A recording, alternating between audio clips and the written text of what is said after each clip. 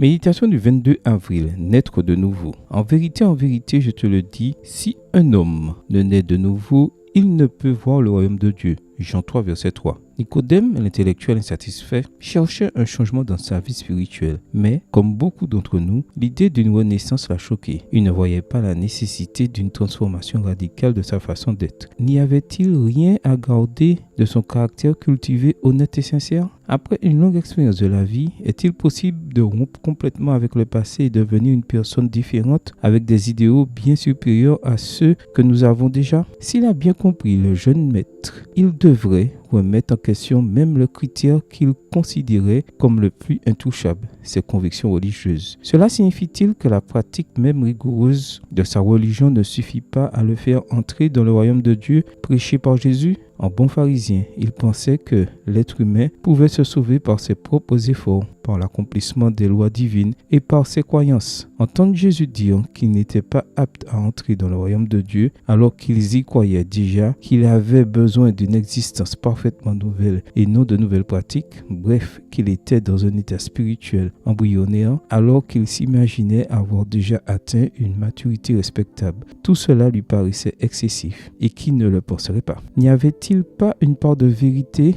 dans le fait que chacun de nous est l'enfant de son passé, de ses circonstances familiales et sociales uniques et non reproductibles? Qui le conditionne? Personne ne peut se passer de son histoire et prétendre se réaliser en rompant avec tout, en repartant de zéro.